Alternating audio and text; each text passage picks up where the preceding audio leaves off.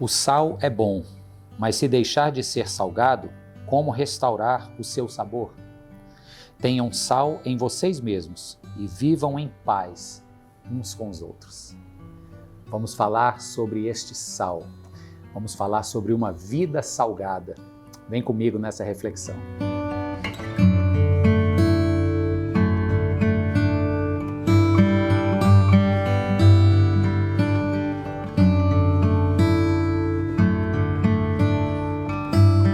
A mensagem de Jesus nos evangelhos fala que nós precisamos ser este sal, ou como ele fala aqui, desempenharmos a função do sal, vivermos vidas salgadas, no sentido de fazer o que o sal fazia na época aqui de Jesus e que na verdade faz até hoje, né? O sal tem características de conservação, de realce de sabor.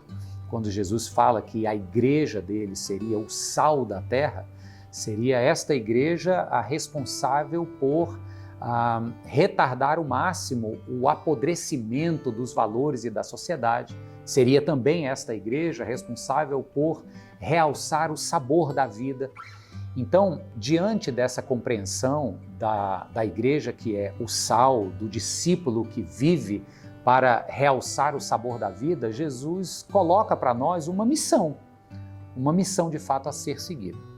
Quando a gente não atenta para essa missão, quando a gente vive as nossas vidas como se esse comissionamento não existisse e fosse apenas a respeito de vivermos para a satisfação dos nossos próprios projetos, o que acontece? A gente deixa de lado o que é o mais importante e começa a colocar em primeiro lugar o que deveria estar em segundo. A gente começa a se preocupar com assuntos que têm a sua importância, mas que não poderiam ter sido colocados na frente. Quando ele fala aqui, e é Jesus quem está falando, que nós devemos ser sal e então vivermos em paz uns com os outros, o que ele está dizendo é o seguinte, é que quando a gente deixa de ser sal, existe uma probabilidade de nos intrigarmos mais, de não vivermos mais a dimensão da paz plena uns com os outros. Eu me lembro de uma história que eu ouvi de um pastor, onde ele conta que foi para uma pescaria com seus filhos. Na verdade, era um filho e o amigo do filho. E eles viajaram de carro para a beira de um lago e ali eles iriam acampar e passar o fim de semana pescando. Era uma viagem de acampamento e pescaria, pai, filho, um barato. Só que quando eles chegaram lá, a chuva estava muito forte, eles não desceram do carro nas primeiras horas. E a chuva se alongou à tarde, entrou à noite e eles acabaram dormindo dentro do carro. No dia seguinte, para a tristeza geral, a manhã também estava chuvosa e eles continuaram dentro do carro. O que aconteceu?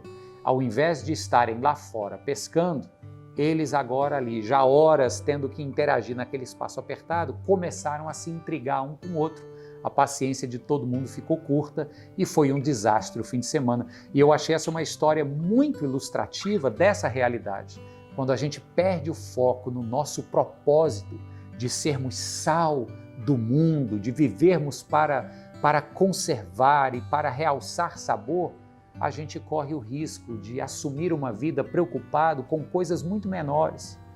E queridos, no nosso país a gente vive um momento de tantas intrigas, de tanta divisão extrema e polarizada. São questões legítimas, as pessoas querem fazer seus pontos de vista valerem, é verdade, mas imagine só se estivéssemos unidos em torno da real missão que Jesus nos deu, que é alcançar o perdido e fazer diferença na nossa sociedade. Talvez, mesmo com opiniões distintas, pudéssemos estar mais unidos, com menos intrigas. Então eu deixo você hoje com essa reflexão, com essa interrogação. Será que eu estou comprometido com essa missão, com esse propósito de vida? Será que eu estou colocando esse projeto de vida de ser e de fazer diferença no mundo, como o sal faz? O sal faz diferença numa comida. Será que eu estou comprometido com essa possibilidade de fazer real diferença no mundo? Porque se eu estiver, algumas coisas periféricas não serão tão importantes quanto eu estou dando importância a elas e, quem sabe, até desfazendo amizades. Eu termino repetindo o versículo que li no início. O sal é bom, mas se deixar de ser salgado, ou seja, se ele não estiver exercendo o seu papel, quem vai lhe restaurar o sabor? E o conselho final do mestre é: Tenham sal em vocês mesmos, e a consequência disso é vivermos em paz uns com os outros.